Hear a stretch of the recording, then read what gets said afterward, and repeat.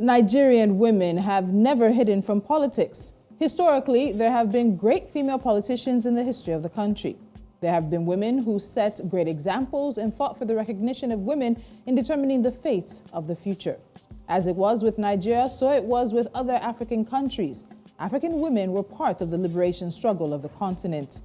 The world remembers Funmilayo Ransom Kuti for her special place in the history of Nigeria's politics and knows Dr. Ngozi Okonjo-Iweala's feats as the Minister of Finance in Nigeria. But for so long, while women have participated in politics, they've been forced to sit on the sidelines when it comes to actual decision-making and governance in Nigeria. The calls have now become louder. Women's voices are being raised, and more than ever, especially considering Nigeria's current predicament, the participation of women in governance has never been more important. Today on VSA, we discuss the participation of women in governance and how women need to be part of the equation if Nigeria is to move forward. Welcome. I'm Tolulope Adeleru-Balogun, sitting in for Suleiman Alede while he gets some much needed rest. This is Village Square Africa.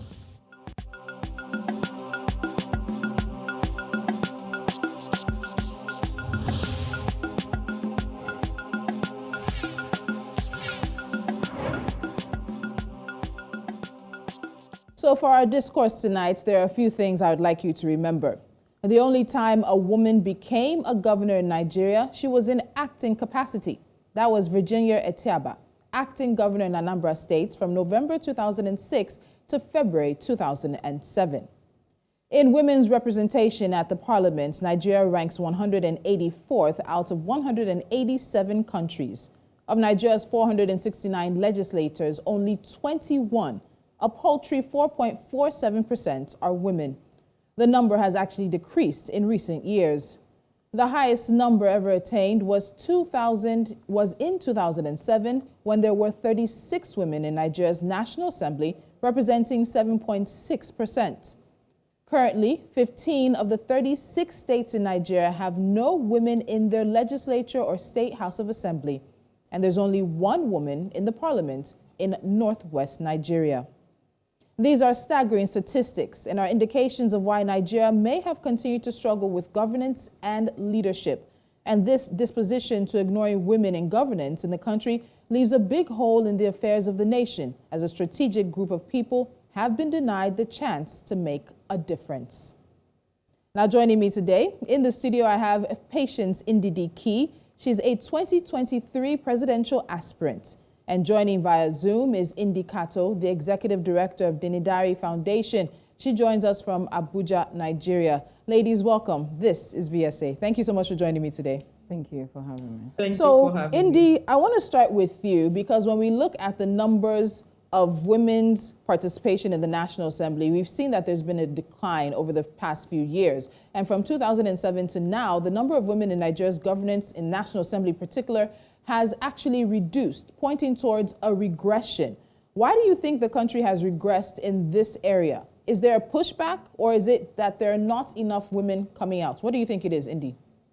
Women are coming out, and we continue to have increased number of women coming out to run for offices. But yes, there is a pushback. There are cultural and religious reasons why Nigeria has refused to put women into office. And we see that the more women push, the more that pushback increases, right? When I went to run for office, you hear the same thing. Women have come out again. People have started coming. Okay, we are ready for you. As if it's some sort of male-female competition that is set unknowingly once you step into the field. So it is that. And Nigeria keeps saying it's not ready. It's not ready for women's participation. Different things, the violence, all of the irregularities in our electoral system does not make for disadvantaged groups. And disadvantaged groups mean women, youth, persons living with disability, right, from participating in politics as they should. Luckily, we are beginning to see some changes in our electoral system, but we also need to see a cultural shift. We need to see a shift in our religious dogma, and also a willingness of the system to accept more women. So Ndidi talked about her time when she wanted to come out and run for an elective position. And Patience, you're running as an aspirant under your party to be president of Nigeria. How much of a role do you think religion and culture, tradition and culture, some of these beliefs that we hold on to as Nigerians, play in keeping women from being fully active in the governance space? Yeah, culture and religion play a big role But it still depends on how we in the society, come up and speak up. People will always want to do what they want to do. For those that are affected, for those that want the change through transformation, for those we need to come up and speak up. And it's not only cultural and religious issues. We also have financial issues when it comes to women running in politics. So there's a lot. But we need to be self-motivated and we need to come up and speak up. If we don't speak up and we look at, oh, it's cultural, this is... Before we had the killing of twins. People made it happen that right now we don't, we enjoy our twins, we have triplets and all that. So people need to speak up. And for those of us that are affected, for women, women don't only work for themselves. We work for our children. We work for the generation. That is a woman. The role of a woman in the society is very courageous and it's transformational. When a woman stays in a place, you're not just thinking for yourself.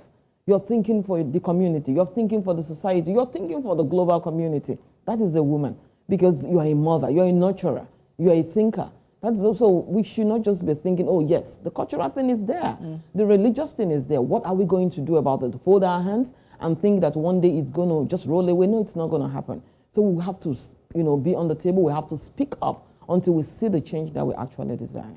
Okay, so Patience, let me stay with you because you've talked about when women come out, they are basically there for themselves, their families, their communities, their children and generation. But you find a lot of times that it's also other women who are either saying, why are you coming out to run? Or sometimes end up being their biggest critics. What have you found in your own presidential ambition when it comes to women supporting you with that ambition? That's a very great one. Yeah, again, that was why I said we have to be self-motivated because it's very easy to be, for your morale not to be boosted because of, you're looking at your fellow women thinking that, they are going to support you and all that. And for this race that I'm running, I just tell people, this is not just about women. It's about Nigeria. It's about all of us. And, and again, I feel instead of trying to, blame our women for what they are already used to doing, it's find ways to motivate them, find ways to educate them, because politics, rules us directly or indirectly, whether we like it or not, whether we get involved or not. It determines our access to healthcare, it determines our education, it determines what happens to our children, and it determines what happens to our generation, because our generation is our children. We birth them. In the end, whatever happens, impacts us negatively, So yes, women need to begin to support one another. Very, very important.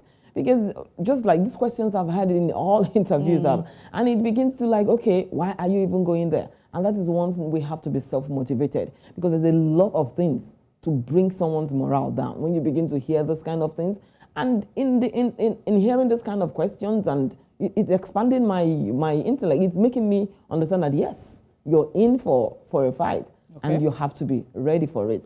And instead of beating the women down, I encourage them. For those who have been close to me, I say, yeah, you can do this, and that's what it is. Educate them, motivate them, give them, just do your own part, but remain self-motivated. So, Ndidi, I want to get your thoughts on this as well. Is it a situation where we should expect women to vote for other women because we expect that they have the interest of women at heart? Or is it a situation of women should be allowed to vote for the best candidate there is, and we hope sometimes that best candidate is a woman? Is there enough support from other women for women running for elective office in Nigeria?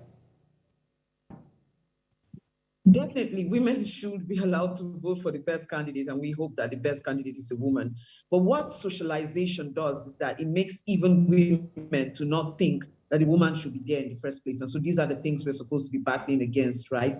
That when a woman is there, she should be judged on the quality of her work, on the candidacy, on the quality of who she is, before we start talking about the gender conversation. Because when you bring just the gender conversation forward, what happens is that it sidelines a whole other area where women can get votes from.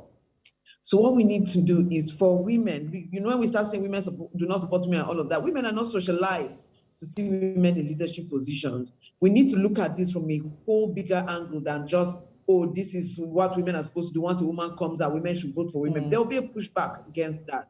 There would even be punishment for the women at the polls. At some point, you see men pushing back. So what we need to do is to hope that and to push for more women, for women to be seen as leaders, to normalize women in leadership positions, to normalize women in the political conversation, so that when women come to run for office, they are seen in the same light that men who are running are seen as people who belong in power. This then makes it easier for women to want to vote for women. So I like something that you said in terms of the socialization. So let's talk about sort of the socialization around Nigerian politics. And what we found is that when we're having women participate, there's somehow that they're left out. There are late night meetings, there are movements at the drop of a dime and someone has to pick up a bag and go. There are just what we might term structural challenges and structural obstacles to having women participate in politics. So Ndidi, you've talked about your campaign run as well. Do you think those structural obstacles are enough? And what are some of those obstacles you may have encountered? What we need to look at again is socialization and gender roles. This is why when we are talking about the cooking conversation, people like, oh, the feminists have started again. And you hear women, oh, I believe in women emancipation, but this is your feminism. I don't want to not cook for my husband. I don't want to do this. It is these gender roles that keep women from being able to attend these meetings. Because to be honest, it's more convenient for meetings to happen at that time of the night when work has closed. People are not tracing you to find out whose house the meeting held in. I attend these meetings. At that time of the night, the road is clear for you to go for the meeting. Nobody knows which senator's house the meeting is holding. Your security is sure because traffic and all of those things, it just makes it clearer. As opposed to 4 o'clock, you have meetings in your office, 3 o'clock you're supposed to be in the office, you're supposed to be in this place, and instead you are at this meeting. It disrupts activities for the day. So they don't do these meetings to keep women out. These meetings are a necessity at that time because table has cleared from every other thing. But why is it easier for men to attend these meetings? It's because they are not at home taking care of the kids. They are not saddled with taking care of the kids as if, oh, that is their duty, and if they don't do it, nobody else will do it. Or cooking for the home, keeping the home. This is why we need to look at what gender roles are considered in Nigeria. And we need to look at destroying gender roles. You can't say that you want a certain part of society to come up and then we are keeping gender roles intact. Can you hear me? Yep, I can hear you. Okay, so we can't say we want a certain part of the society to come up and then we keep those gender roles, we keep those things that keep women busy, stressed, and not able to. Because if you look at the particular reason why women cannot attend this meeting, it's simple. They're taking care of kids at night. They have to be with their families at night. But all these men that are attending these meetings, they have families. They have children. But it's so easy for them to stand up and go. So we must ask ourselves why it is not easy for women to stand up and go for meetings at the most convenient time for politicians to have meetings. And this is simply why. So these things, all of these things that we are refusing to fight, when we say, no, in the home, it's supposed to be like this, it's supposed to be, I stand for women empowerment, but women must do this, do this, do this.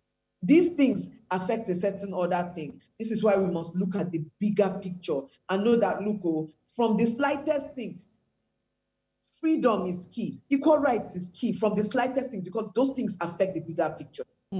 So Patience, I see you agreeing when she's saying that equal rights, freedom is key when we come to looking at the bigger picture. And when we look at this as well, you have a situation where people do think it actually stifles women's participation, but is it down to the political party to make a difference, to decide if we want more women to be part of our infrastructure and part of the candidates we put forward, we might need to do things just a little bit differently?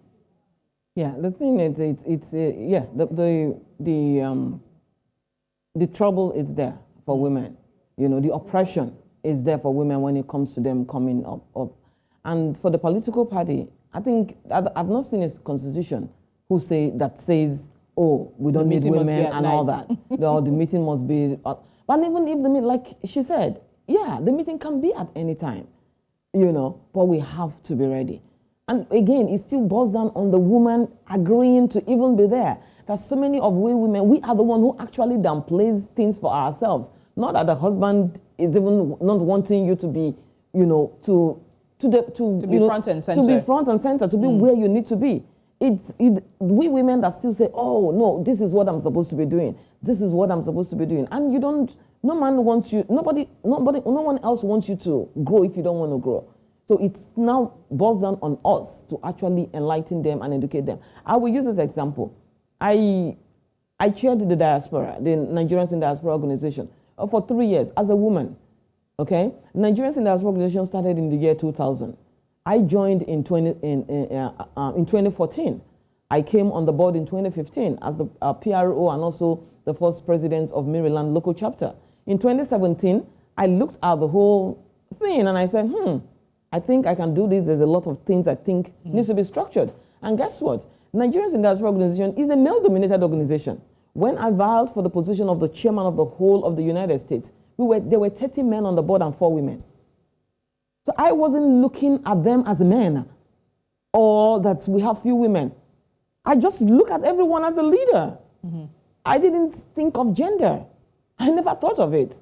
You know, maybe I was crazy, but then I didn't see, because he's a man, I actually reached out to them and, this is what I want to do. You know, let's talk about this advice and all that. So we need to be self-motivated. I know I'm going to be saying that a lot. Okay. And, we need to be self-motivated, and political parties, it is when they see we are shivering, then they have the power to begin to downplay on us. And if, for example, people say, Nigeria don't have laws. No, we have laws, but it's not implemented because so many of us are not even reading to know what affects us positively. So we'll get to more about political parties probably in the second half of this conversation, but there seems to be a ceiling as to how far a woman in Nigeria can go. Nigeria has a number of brilliant women holding international positions at the moment. There's Aruma Ote, who was the Director General of the Securities and Exchange Commission and is now Vice President at the World Bank. There is also Dr. Ngozi Okonjo-Iweala heading the World Trade Organization now, but she was the first Nigerian woman to serve 2 terms as finance minister under former President Olusegun Obasanjo and under former President Goodluck Jonathan. She was also Minister of Foreign Affairs for some time. Dr. Obi Ezekwesili, former Minister of Education of Nigeria and Minister of Solid Minerals Nigeria, helped found the Transparency International Organization and also worked with numerous international organizations. It is not that there are no capable women available, but it seems to be difficult for them to move beyond certain levels. It seems that women are stuck being ministers. Ndidi, I want you to come in here. The first female governor of a state in Nigeria came about because the male governor was impeached for some time, and that's Dame Virginia Eteba. But when you look at governors, vice presidents, and presidents, it just seems to be that final level that Nigerian women have not yet been able to break. What do you think about that? We haven't even fully conquered the legislative arm of government. If you look at the Northwest, for example, the entire Northwest just has one woman legislator, and that is Comfort Amwe, who is the House of Assembly member for Sanga local government in Kaduna State. So even at that level, we have less than 5% representation. So even in places where, it's a bit more, there are enough seats to go round, we still do not have women there before we talk of the 6 states as governors. So it's really dastardly, and it's really painful because it keeps us from larger conversations. Sometimes we even go out of this country for meetings and all of that, and you see women, like Nigerian women at the top of the intelligent poll, making big contributions, but cannot really do anything or have real influence because we don't hold seats. But women from other countries can have this influence. So this is really holding us back. I do not see, not in this 2023, when we produce a woman governor yet. And this is not me being negative or, say, refusing to do a positive prophecy. Is that you are seeing the trajectory, you're seeing what is on ground, you understand the realities and know that we haven't gotten there yet. It takes a lot of work, and we have to do much more than symbolism and lip service for us to get there. So, Patience, the reason Dame Eteba was able to become acting governor for a while was because she was a deputy. And that's something we see a lot of, women given deputy positions in some states across Nigeria. And some have said that's an opportunity, prove yourself, get into the game that way before aiming for a higher office.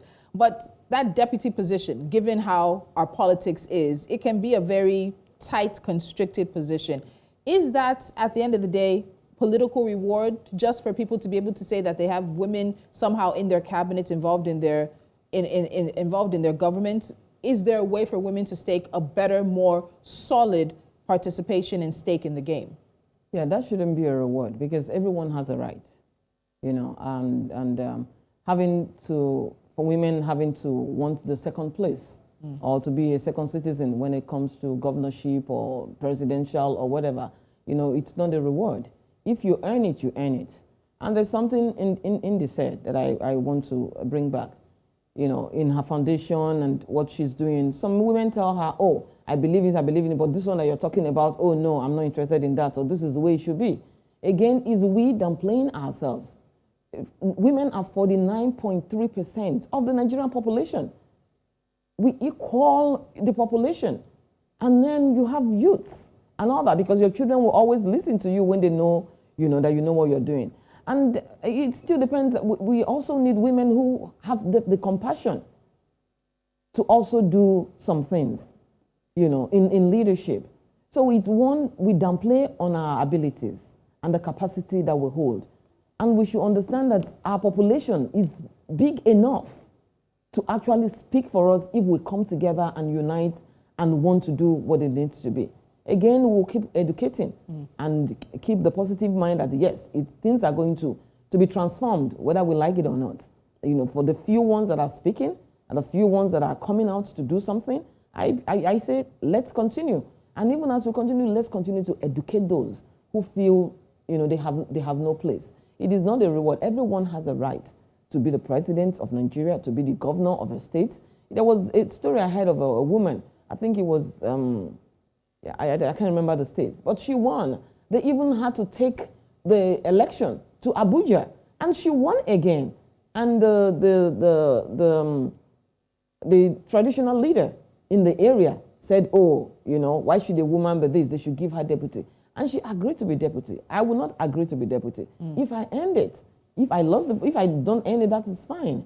We should fight for our right. That is how these things happen. Okay. But to just believe that, oh, because they said it, culture will always play its part. Religion will play, finance. But what are we willing to do to make sure we begin to see the right thing done? Or else, the disruption. And what the society don't understand is when, for example, we're beginning to downplay ourselves. And we believe that, oh, with the trajectory, with things that are happening, it might not, we already foresaw and all that. And also on the men on their own part, trying to, present this patriarchal rule and all that, is disrupting the environment, is disrupting the society, is disrupting our families, and our families is our nation. That is one thing they should understand. So, India, I want to come back to you. As I said earlier, we've seen the number of women in Nigeria's National Assembly actually decline in the past few elections. And I wonder what you think that portends for the 2023 elections. Right now, the number is just under 5%, as you said, of women who are in the National Assembly, be it the Senate or the House of Representatives. How concerned are you about this downward trajectory? And what do you think it means for the 2023 elections when we want to see women coming out with or without any special legislation that gives them more opportunity? It's getting increasingly difficult. I mean, you've already mentioned the legislation, because I was going to make mention of that. But also looking at security situation, it's getting increasingly difficult for women to want to participate in these things. Security is a major issue. Elections are increasingly violent. What we are hoping is that the electoral bill sort of reduces, with the new electoral act, sort of reduces incidents of violence. But if you're looking at how the nation is right now, this is not so possible, right? It's violent all over. These are things that will make women not want to run as much or want to participate.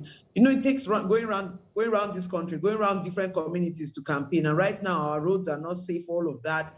Even women like me have decided that, look, we may just not run for office this time because of some of these issues. Still looking at the expensive cost of forms for political parties. Still looking at a lot of the issues still that, the godfatherism issue, the economy taking a downturn and women do not have this money. There's so much going on right now. So I do not think, and again, this is work that we've been doing for quite a while. So I'm not speaking of pulling numbers out of a hat or, pulling this conversation out of a hat. I'm saying this is the reality, and so we must then find solutions. But what has been asked of me is to give the situation on ground, and I'm saying the situation on ground is going to be quite difficult for the numbers to increase for women in 2023. Looking at what has been done at the National Assembly, where we stood a chance to get women into office, the 111 extra seats, that was not put forward. Some of these things. So women, we will definitely see an increase. Some women may want to run, but it's not looking bright.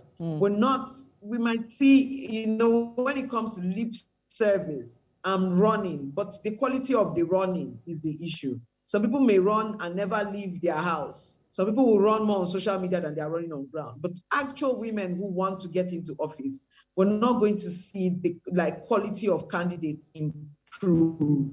And that is going to really affect the number of women we end up seeing at the legislative arm of government, which is where women stand a chance of getting into mostly. So that 5%, I don't see us really getting higher because of the situation on ground in the country right now. And the things that could have been put in place. The National Assembly had a chance to put certain things in place to drastically increase the number of women in office, especially in the legislative arm of government, and they threw that out.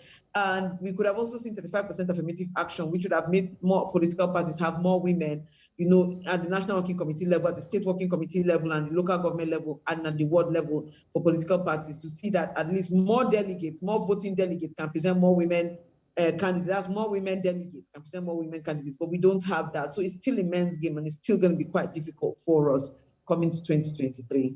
So you've taken me to the next point of our conversation, which will come up after the break. And that's, of course, some of the legislations that the National Assembly in Nigeria has actually thrown out that could have positioned women to be much more active in 2023 and beyond. So that's the next call of this conversation right here on VSA. But we'll also touch base with why women should be part of governance. It's backed by science, it's backed by data, it's backed by experience, and some of the countries that many here on the continent hold up as the ideal. That women's participation, very active participation in governance, is good for the country and the economy. The conversation will continue after this.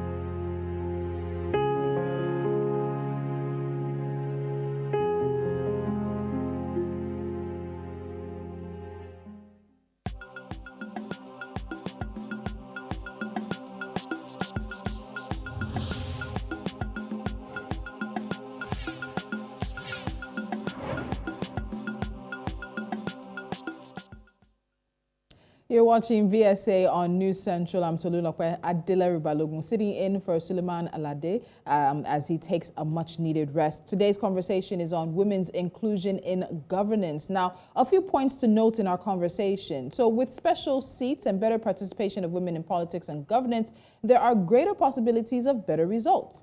Women have proven to be good leaders, especially in the areas of economy, and can lead astutely, as proven by some female leaders in the world.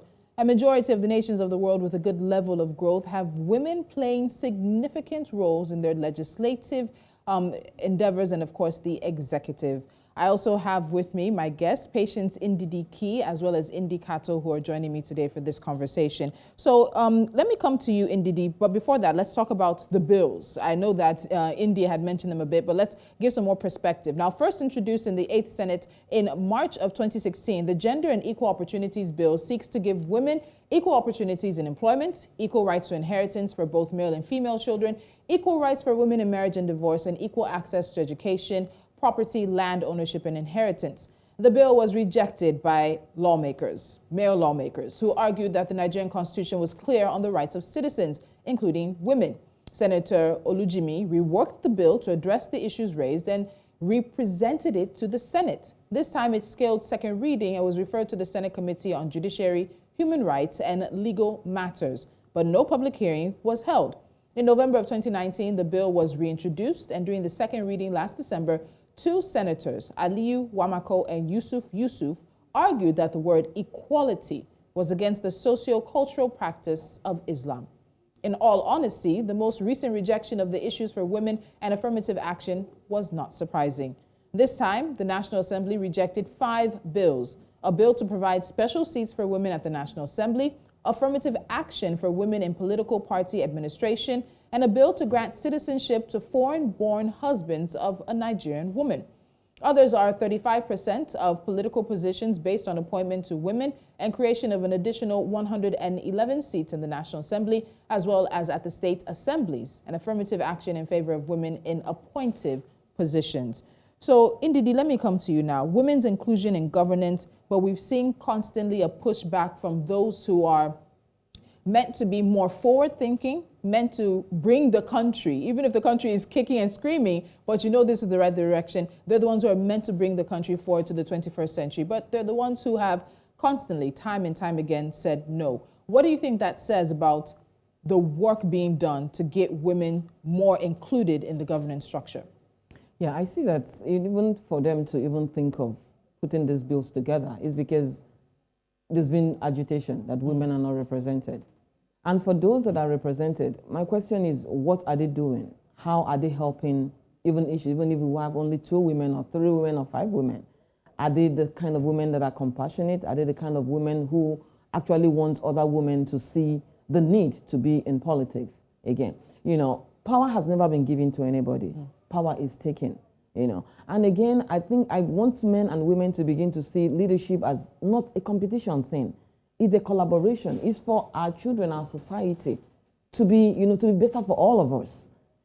Yes, these bills were passed because, people have been begging for it. And I don't think we need to be begging for equality or for equity or for fairness or for things to be better in our society. So I would say on the men's side, it's kind of something, we know that when we try to pass it, there will be nobody to say yes. So again, it's kind of trying to, as if you're doing someone a favor, but it shouldn't be so, So yes, we need more women there. How do we get them there? We have to begin to train ourselves. We have to begin to tell ourselves the truth. Yes, the people in the legislature are supposed to be those that will be, we have to bring Nigeria to par, to the world level. And if they don't do that, it's shame to us as leaders, wherever part of leadership that we are in. But women still need to stand up. Okay. It depends on what their women is even saying to them. So many women that play on themselves. So they know that whether we pass these bills or whether we bring it 10 years to come, it is not going to happen. So because there's nothing like giving women a right. Everyone has a right. So it now depends on the women to understand that, yes, this is my right. I'm not there to fight anybody. I'm not there to compete with anybody. I'm there to serve my society. It's my civic responsibility to be in service and work.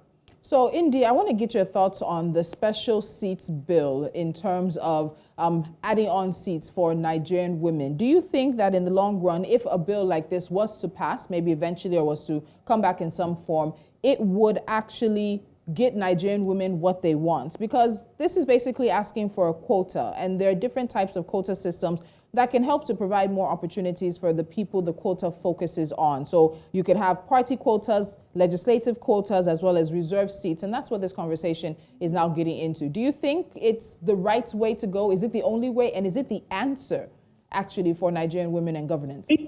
I mean, there isn't one answer. There are several answers, and this is one of those answers. Because the 111 reserve seats, what it was going to do was it was going to run for 4 election cycles. So it wasn't going to be forever. What was going to happen is that women would contest against themselves or against each other. So it's kind of like having this separate space for them to be able to run, to get themselves into the space, get into the National Assembly. And then if you have that number, you can actually effect laws that would actually improve women's participation and other things for women at the end of the day. So this was supposed to be a kickstart, a leg up, something to just inject into the system to jolt women's participation. It's not something that was supposed to go on forever. Unfortunately, it was thrown out, but it was thrown out. But it would have been one of the great solutions, of course, along with 35% affirmative action within political parties that I had mentioned. Yes. Special seats, this is not the first time we're seeing special seats.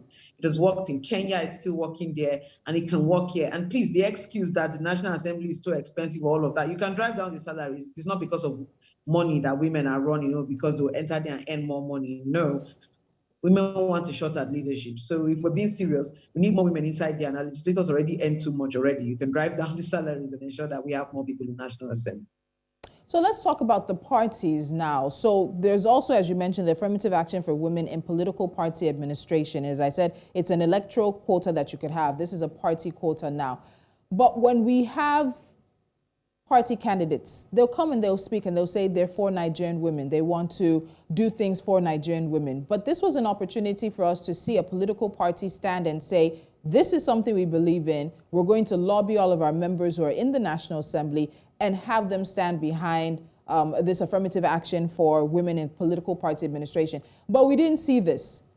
It was not a vote down party lines. It was basically a vote down gender lines. And I think we need to take a good look at that. What do you think that says in terms of the parties themselves either paying lip service to the idea of having more women included, or are they actually just not serious about it? It's something that they say to get on the front pages of newspapers, but when it comes to putting the legislation in play, they withdraw. Yeah, people can pay lip service, and some people can also mean it. But where I'm going at is this. Did women come to join these political parties and want to run for offices and they told them no? Because that's another thing that a political party will tell you. I'm trying not to just be gender specific here, okay? If women came to say, I want to run for this position, or I'm a part of this party and I want to do this, I want to do that. If they are thrown away on that, they're telling them, no, you cannot do this, or because another man will still contest with you. Because you're a woman does not mean, oh, all the men will stay back. When we see the way they are pushy all over the world, you see how men are pushy when it comes to power and all that. So yes, maybe the political party were given the opportunity to actually stand. And like I said earlier, there's none of that constitution that says, oh, women should not run and all that. But maybe when they come there, they tell them no. And it's true that there have been some stories of that. So that means they're playing lip service, like you said. Okay. And something needs to be done about that. And the women that are represented on our different parties, and also apart from even representing the parties, we should also come together collectively to see what can be done about it. And mean it, be intentional about it, be deliberate about it, and make sure there's a solution. You know, we make up, you know, we see a solution even as we are talking. We need compassionate women, people who really mean what they say and what they want to do, not just because I want to talk about it. Because the men might not, of course, everybody want power. They want to stay put, you know. So it now depends on us to stay in our party, you know, speak up, and also come collectively as women, network, mentor one another, and make sure this problem, since we're beginning to see it as a problem, you know, is addressed. Yeah, it's addressed. So Ndidi, I'm going to put you on the spot. I know how very vocal you are on social media and how you have also put yourself on the line physically in terms of what you believe in for your party. But you've also been having conversations with the National Executive Committee of your party as well. How did you feel when this didn't come down to an ideology, it didn't come down to party voting, it came down to basically almost every single man in the National Assembly, regardless of party, saying no to something that they've repeatedly told us in one fashion or form that they are actually in favor of? And then what we hear is that they'll give 50% off the forms for women to buy when it comes to the nomination forms. What does that even translate to? It's so upsetting. It's really annoying. And then you have, like, when you're trying to have these conversations, you have men vehemently calling you. They have women do not pay for forms. Like, it's just like we're saying, look, oh, we are outside, we don't have a house, please, we need shelter. And somebody will come and tell you, but I offered you a cup of tea. Is it a cup of tea we asked for, right? We didn't ask for that. We would pay for our forms. We're asking for easier entry points into political processes. And when you don't pay for your form self, it reduces the quality of your candidacy. They will say, your form is free, which means you're not even seriously running. So right now, what I think should have happened with those bills at the National Assembly is, yes, we should have had a push from political parties for those bills. We have women leaders in these political parties. We have National Working Committee members. What we could have done was to lobby the political parties to put pressure on their members. And I don't think that we did enough background work to ensure that some of these areas, we didn't cover enough angles from that. And there's so much more political parties would have done. But Nigeria is just, the way things happen in Nigeria is almost like a joke. You know, things are never things are really serious, but never really taken as serious as, because it's such a wonder that this kind of important bills happen. And political parties, even political parties who are in the opposition, were so lackadaisical about it, did not even focus on it. You could have done this and women would be like, you know what, your political party wants to come back into power or wants to come into power, and we support you because of that. Yeah. But we didn't even have that. That's to show how issues are not really taken so seriously in this country, and that's a major issue. This could be like any issue, life or death, anything. You don't really see parties like really moved like that, and I think that that's an angle we need to look at. It's still upsetting. National Assembly people pushing this back. We could see, if you see the way they were screaming, they know that day, it was some sort of vendetta to it, and it's just the trauma of it all. All of these men have shown us that, look, this is where, Madam Key's conversation on women's votes then comes in. Women's vote is not only for saying, oh, a woman is running, I'll vote for her. Women's vote is also saying that you are not a pro-woman candidate. That's where the power starts. You're not a pro-women candidate, will no longer return you. So when women start seeing their power in that their votes count for removing people, giving consequence to people who show that they are not pro-women, the next step after that is then, you know what, we can now vote in a woman. So there are many things, and for now we need to see consequences. We're not seeing these consequences, and these men did it because they know they can get away with it. And I like this place you're taking us now, because I wanted to touch on that. So I had asked earlier in terms of, are we to expect women to vote for a candidate because they're a woman or they're the best candidates? But Ndidi has mentioned this pro-woman kind of thing. And this is around conversations around early childhood marriage or girl-child marriage, around education for young girls as well, around issues surrounding violence against women. We know that the government declared a state of emergency on gender-based violence. But what else have we seen happen? And these are the issues you would expect either women in the National Assembly or pro-women candidates to take on. So the question I have for the two of you is, for 2023, what are the issues that Nigerian women should be expecting a candidate that wants their vote as a Nigerian woman to bring forth? What are the issues that Nigerian women should be expecting to hear the candidates take on, and also present a plan, an action plan with implementable steps to make a difference in the life of Nigerian women? Let me start with you, Ndidi. Yeah, I would think Nigerian women to look at things that affect them in terms of healthcare, in terms of education, in terms of childcare, in terms of, even family, in terms of even the culture and the religion. Those are the things I want women to actually want a woman that is running to bring on the table, how life affects them, because in the end, we are the ones that suffer most. We are the ones that suffer most as women. We are there for the children, we are there for the husband, we are there for the home, we are also still there for the nation.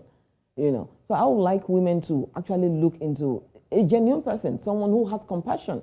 Because leadership right now is not about, how educated and how many PhD you have, or how eloquent or don't have, or how eloquent you are, or how long you've been in leadership, it is compassion. Someone who's compassionate, who has empathy, who can feel the pulse of women, who can feel the pulse of children, who can feel the pulse of our generation.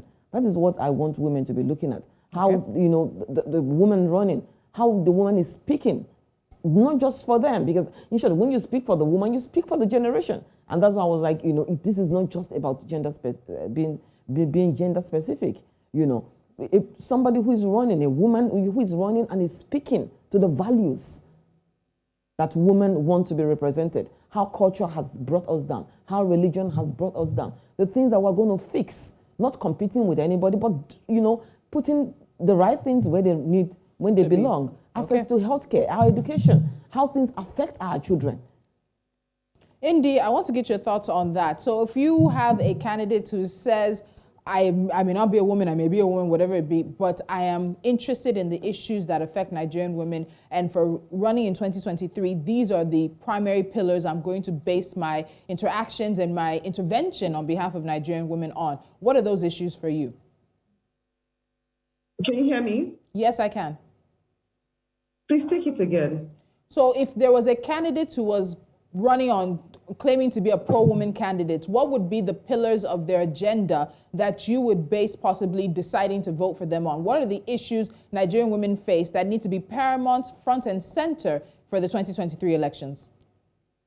It will be more women in power. That's it. Ensuring that there are more women in your cabinet, ensuring that women participation in politics is key. knowing that as a president, you have the power to lobby the National Assembly, you have the power to convince the National Assembly over certain things, and making sure you use your office for that. Healthcare is important, security is important. So some of these things, yes, these are the things that are primary for me. But importantly, we must ensure that this election is front and center about women and youth, because we have the majority of the numbers, the voting numbers. So we must make sure that this election primarily is about women and youth, and we have the ability to do that. It's like you're reading my notes because you're just getting ahead of me by one question, because that's the next area I want to go. Women and youth, one of the biggest and strongest demographics, but we've never really been able to come together, whether it's all women or all youth. And when you're having these conversations with young people these days, you wonder if there's going to be an attempt to bring a youth agenda forward. So, Ndidi, I'll start with you on this. In terms of the politics of inclusion in Nigeria, as we start moving towards wrapping up, how can women and young people collaborate towards getting better inclusion for both of them? These are unfortunately marginalized groups, both in the political scheme of things in Nigeria. So Ndidi, let me come to you. I think we've lost connection with Ndidi. But how do you think women and young people can collaborate? Because for some young people, there's the double-edged sword of being young and being female. So where is that collaboration where we can push an agenda that can adequately address the issues of young Nigerians and female Nigerians as well? Yeah, like we started to say, women are mothers to these people, and they will easily listen to us. A lot of things that affect women affect the youth. The youth are not recognized in a society where you have over 65% of the population of the nation to be youths. You know, so what affects the youth affects the women, and that's why we have to come. And again, like you said, the youths, you have women in them also. So that's where we have to come on the table and collaborate as women and as youths. You know, again, the woman will speak to their child and they will listen. They will come to the table and they will listen. You know, when it comes to education, unemployment, the security issues, and just like the women don't have a place on the table in leadership, the same thing that happens to the youth. And you begin to hear us say, not too young to run and things like that. So in the society, it seems as if we are begging to be a part of our own system. So that affects the youth and that affects women. We are begging to be a part of the system. We are begging to lead our nation. We are begging to do right by our people. And that needs to stop. And the population, again, is more. The population of women is 49.3%, you know, as in totally. Yeah. And for the youths, they are even more populated in general. So coming together, working together, you know, thinking together is key, you know, because the things that affect both parties are similar. Very true. All right, so the final question, I wish Ndidi was with us so I could ask this to her as well. We are heading into 2023. We're seeing candidates and individuals and aspirants right now, not candidates, emerge. But when you look at the competition is for space. But the idea is that men and women complement each other as more women become parts of the governance structure. What do you think women bring to the table when it comes to politics and governance that will be complementary, that will add on to what Nigeria is aiming for? Growth, job creation, access to health, education, security. What do women bring to the table that would complement the drive that the country has? Women bring transformational leadership. Women are compassionate. Women have empathy. Because we are nurturers. Women are thinkers.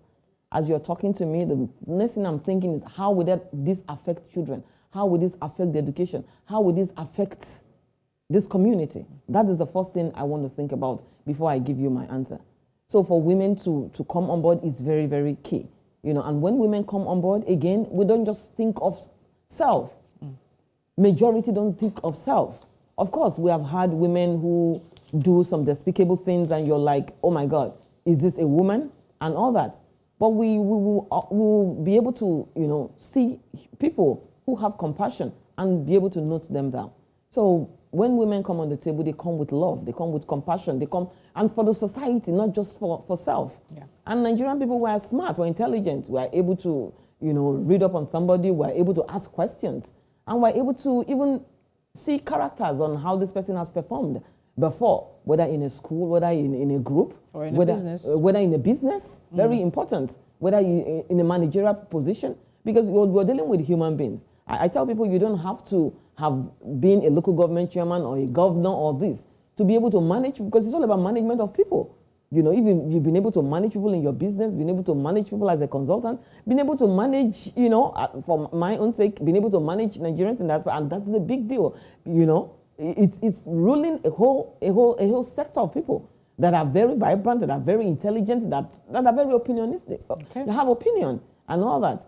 So yes, when women come to the table, they want to put structure together. Let me use my own. They want to put structure together, and guess what? You know, it always brings kind of a friction. And this happens all over the world.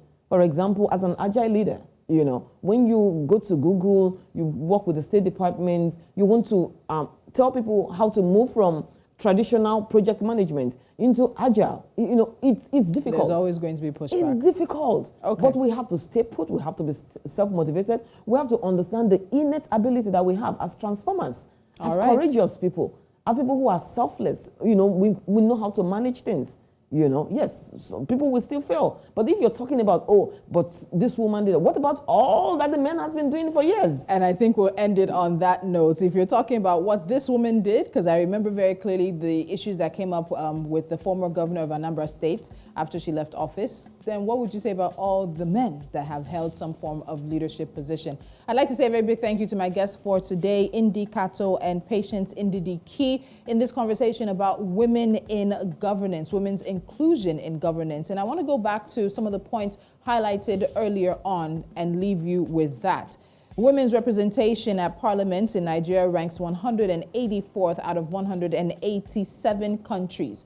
Of 469 legislators that the country currently has, only 21 are actually women. And the only time a woman has become governor in Nigeria, she was in acting capacity, and that was from November 2006 to February 2007 when the actual governor was impeached. And currently 15 of the 36 states in Nigeria have no women in their legislature or state house of assembly, and there's only one woman in the parliament in northwest Nigeria. These are statistics that we need to take home, we need to think about, we need to ruminate on, as Nigeria is less than a year away from the 2023 elections. Data supports it, science supports it. When you bring more women to the table in all spheres of life, the country benefits and the economy also benefits.